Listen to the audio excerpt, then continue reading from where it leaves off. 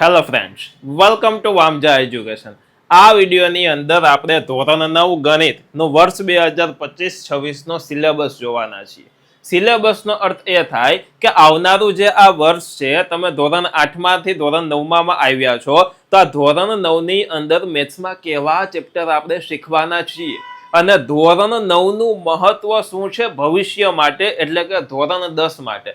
હું તમને એક એવો ડેટા બતાવીશ કે જેનાથી તમે આમ આશ્ચર્યચકિત થઈ જશો અને જેને કારણે ધોરણ 9માં તમારે ધ્યાન રાખવું એકદમ કમ્પલસરી થઈ જશે મેથ્સમાં. તો ચાલો બાળકો, આપણે શરૂઆત કરીએ આ વિડીયોની. સૌથી પહેલા તમારે વિડીયોને લાઈક કરી દેવાનો છે તથા આ વિડીયોને તમારા ફ્રેન્ડ સાથે શેર કરવાનો છે. અને હું આખા વર્ષ દરમિયાન તમને મેથ્સ એકદમ બેસ્ટ રીતે શીખવાડીશ, પ્રોપર રીતે શીખવાડીશ. તો ચોક્કસથી ચેનલમાં જોડાયેલા રહેજો. ચાલો જોઈએ આપણે. સૌથી પહેલા ખાસ એક કોર્સ રિલેટેડ માહિતી આપવાની છે કે નવું વર્ષ એટલે કે વર્ષ 2025-26 માટે મેથ્સનો કોર્સ આપણે લોન્ચ કરી દીધો છે. આપણો હેતુ એ જ છે કે તમને ગણિત અઘરું લાગતું હોય, ન આવડતું હોય, તો તેમાંથી તમને પ્રો લેવલ સુધીનું મેથ્સ શીખવાડવું. અને જેને ધ્યાનમાં રાખીને આપણા કોર્સનું નામ રાખેલું છે 0 to હીરો બેચ. ધોરણ 9 ગણિત માટે છે, VOD કોર્સ છે, એટલે કે રેકોર્ડેડ બેચ છે. કઈ કઈ વસ્તુ તેમની અંદર અવેલેબલ છે તો કે રેકોર્ડેડ ક્લાસીસ છે, PDF નોટ્સ છે, ટેસ્ટ છે અને કોન્સેપ્ચ્યુઅલ ક્લિયરિટી, એટલે કે દરેક કોન્સેપ્ટને વ્યવસ્થિત રીતના, બેસ્ટ રીતના તમને શીખવવામાં આવશે. તમારા માટે એક એમાં ખુશખબર પણ છે કે આપણા કોર્સનો ભાવ વર્ષ દિવસનો 1599 એટલે કે 1600 રૂપિયા છે. જો તમે અત્યારે કોર્સ પરચેસ કરીશો તો તમને ભાવમાં 50% ડિસ્કાઉન્ટ થઈ જશે, એટલે કે 799 રૂપિયા થઈ જશે.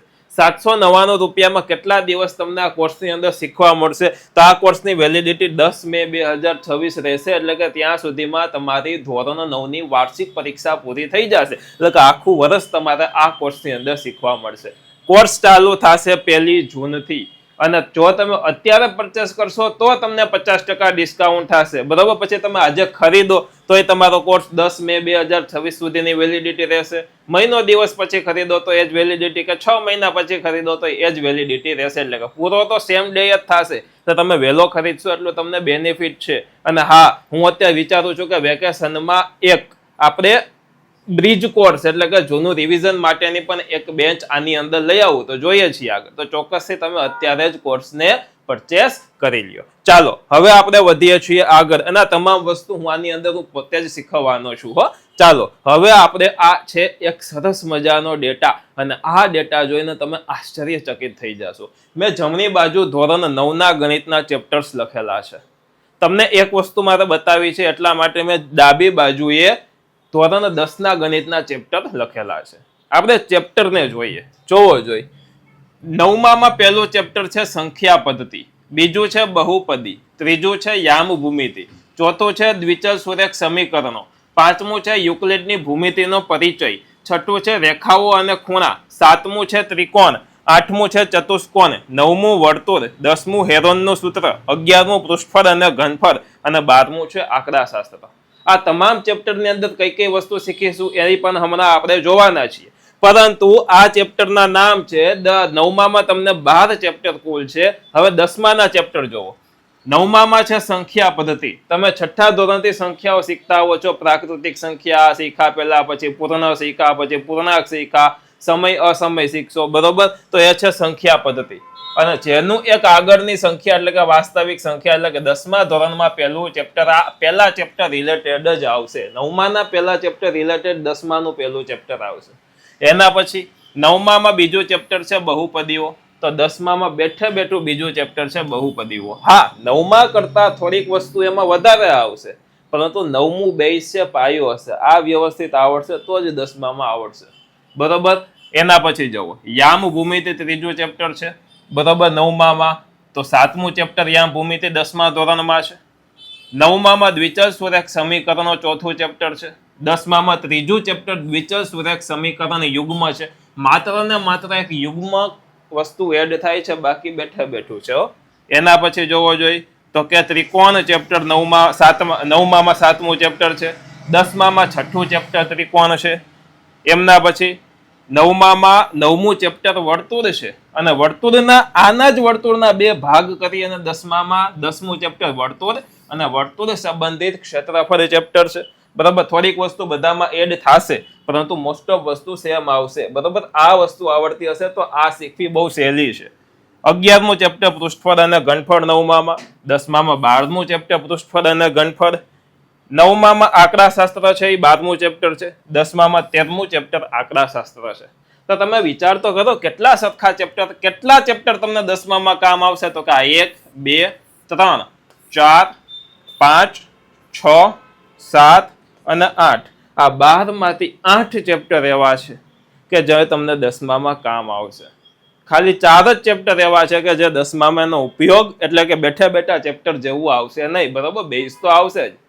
તો મારો કહેવાનો અર્થ એ છે, કવિ એમ કહેવા માંગે છે આની અંદર કે 9મું ધોરણ છે અત્યાર સુધીના બધા ધોરણ કરતા ખૂબ ઇમ્પોર્ટન્ટ ધોરણ છે.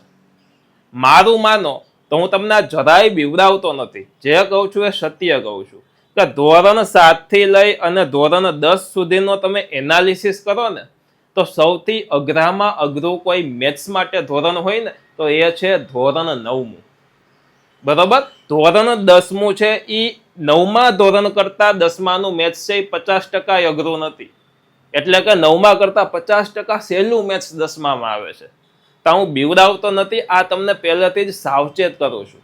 કારણ કે તમે વામજા એજ્યુકેશનના સ્ટુડન્ટ છો. તમે અત્યારે 9મા ધોરણમાં જેટલી પ્રિપેરેશન સારી કરી લેશો એ તમારે 10મા ધોરણમાં તમને કામ આવવાની જ છે.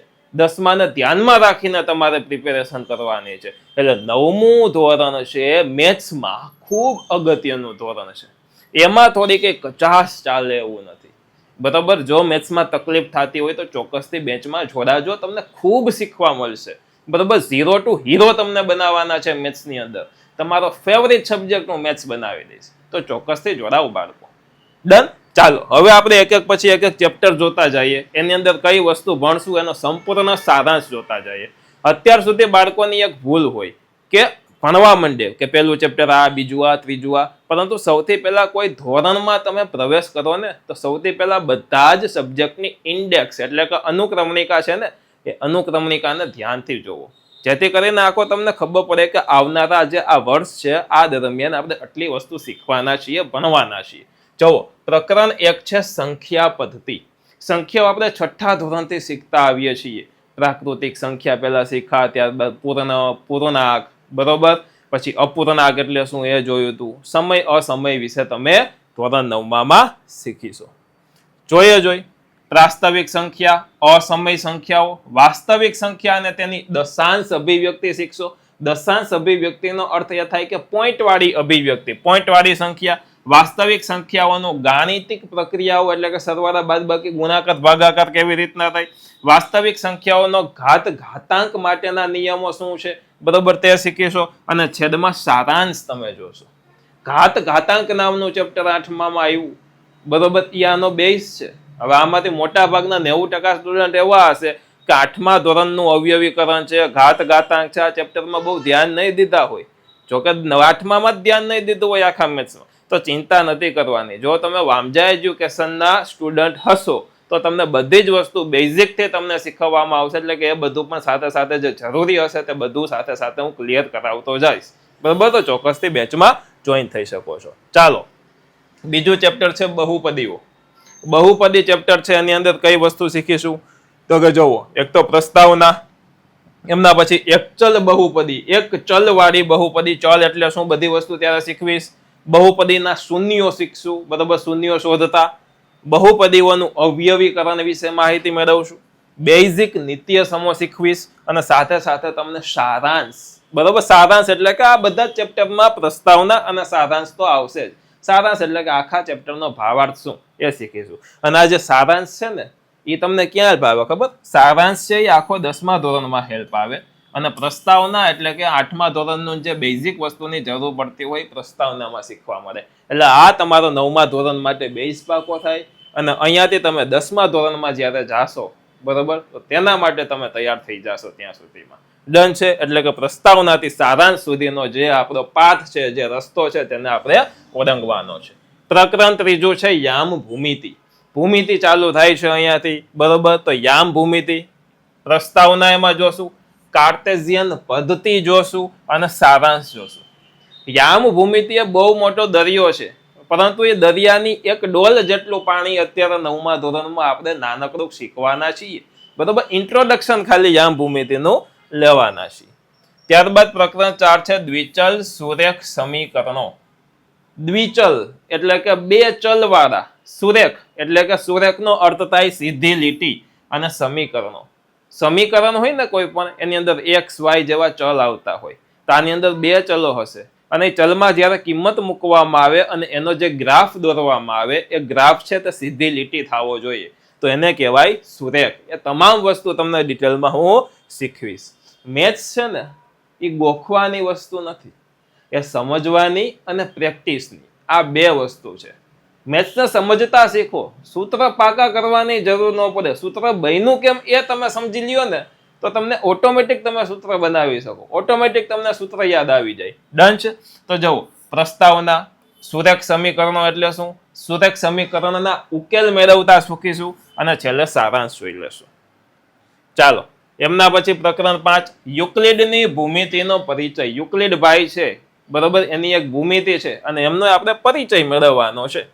એમાં પ્રસ્તાવના, યુક્લિડની વ્યાખ્યાઓ, સ્વયં સિદ્ધ સત્યો અને પૂર્વધારણાઓ છે એ જોશું. યુક્લિડ એક વ્યક્તિનું નામ છે, ગણિત શાસ્ત્રીનું નામ છે, અને તેને આ વસ્તુ શોધી છે, બરોબર. તો એના વિશે આપણે અભ્યાસ કરીશું, અને છેલ્લે આપણે સારાંશ જોઈ લેશું. એના પછી છે પ્રકરણ 6 રેખાઓ અને ખૂણા. રેખા અને ખૂણાની માહિતી મેળવવાની છે. પ્રસ્તાવના, એમના પછી મૂળભૂત પદો અને જેની વ્યાખ્યા આવતી હોય તે વ્યાખ્યાઓ શીખીશું. પરસ્પર છેદતી અને ન છેદતી રેખાઓ જે આપણે વિશે શીખીશું. ખૂણાઓની જોડ વિશે શીખીશું. ખૂણાઓની જોડના માપ શોધતા શીખીશું. એક જ રેખાને સમાંતર રેખાઓ, કોઈ એક રેખા છે અને બીજી કેટલી સમાંતર રેખાઓ છે તેના વિશે શીખીશું, અને છેલ્લે આપણે સારાંશ જોઈ લેશું. ડન છે? તો આ હતું આપણું 6થું ચેપ્ટર. હવે છે 7મું ત્રિકોણ. ત્રિકોણ ખૂબ અગત્યનું મહત્વનું ચેપ્ટર છે, શીખવા જેવું ચેપ્ટર છે. તો સૌથી પહેલા આપણે પ્રસ્તાવના જોઈ લઈશું. ત્યારબાદ ત્રિકોણની એકરૂપતા, ત્રિકોણની એકરૂપતા માટેની શરતો, ત્રિકોણના કેટલાક ગુણધર્મો, ત્રિકોણની એકરૂપતા માટેની કેટલીક વધુ શરતો, અને ત્યારબાદ સારાંશ આપણે જોઈ લેશું.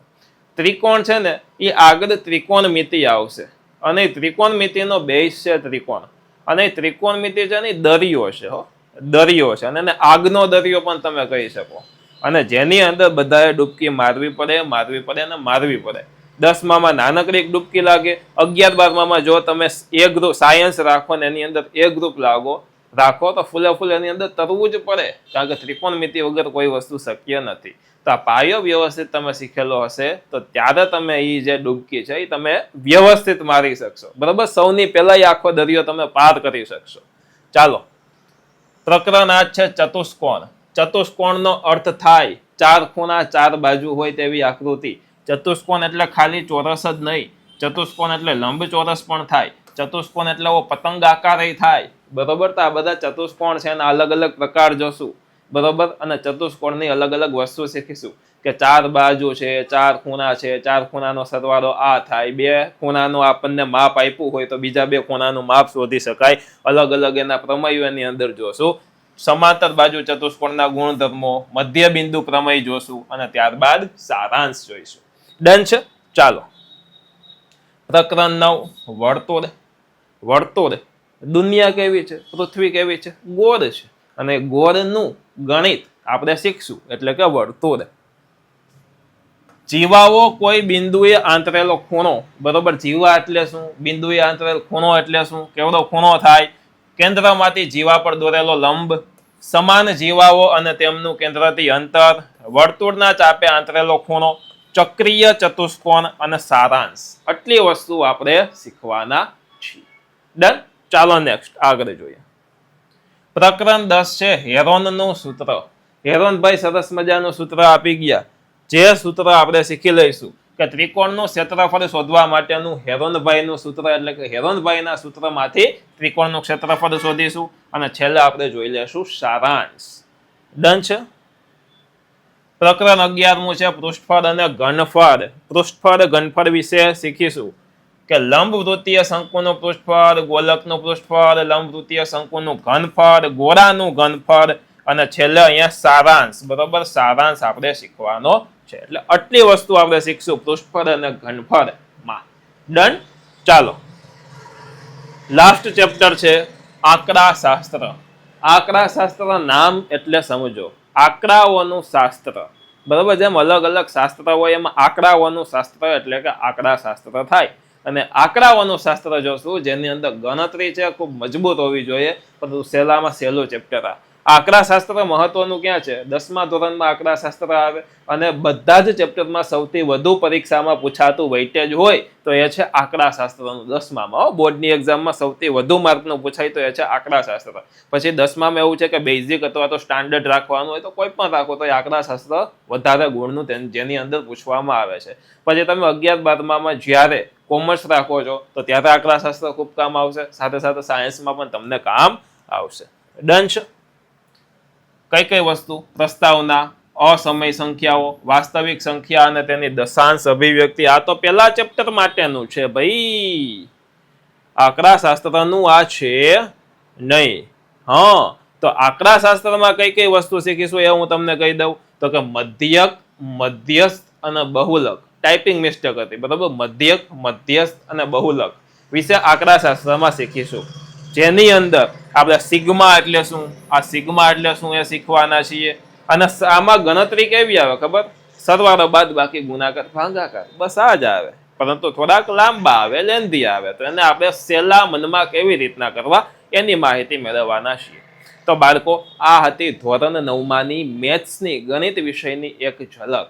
અને આ ગણિતની દુનિયામાં આપણે જીતવું છે અને મેથ્સમાં હંમેશા ગોલ પૂરેપૂરા માર્કનો હોવો જોઈએ. એમ નહીં કે 100માંથી 99 માર્ક, 98 માર્ક કે 80માંથી 79 માર્ક, 78 માર્ક, એમ નહીં ભાઈ. પૂરેપૂરા માર્ક એટલે મેથ્સ. અને મેથ્સમાં પૂરા માર્ક લાવવા શક્ય છે, જ્યારે બીજા વિષયમાં પૂરા માર્ક લાવવા ઘણામાં અશક્ય હોય, પરંતુ મેથ્સમાં મહેનત માંગ તો પૂરા માર્ક લેવા શક્ય છે.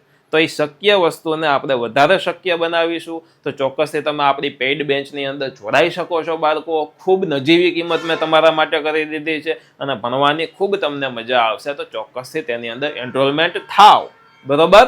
વિડીયો સારા લાગે છે તો વિડીયોને લાઇક કરો. આખું 9મું ધોરણ યુટ્યુબની અંદર પણ એકદમ સરસ રીતના બનાવવાનો છું. આ વર્ષે એક્ટિવ રહેવાનો છું, બરોબર. તો ચોક્કસથી તમે અત્યારે બેલ આઇકન દબાવો, વિડીયો ચેનલને સબસ્ક્રાઇબ કરો. અને હા, એક સરસ મજાની છેલ્લે સુધી જોયું છે તમે તો ખુશ ખબર આપી દઉં, 9મા ધોરણની કન્ટેન્ટ 2 ચેનલ ઉપર આવશે. એક તો વામજા એજ્યુકેશનમાં અને એક બીજી સેપરેટેડ ચેનલ પણ બનાવેલી છે, બરોબર. Standard 9 Gujarati medium Vamja education એવું કરીને છે.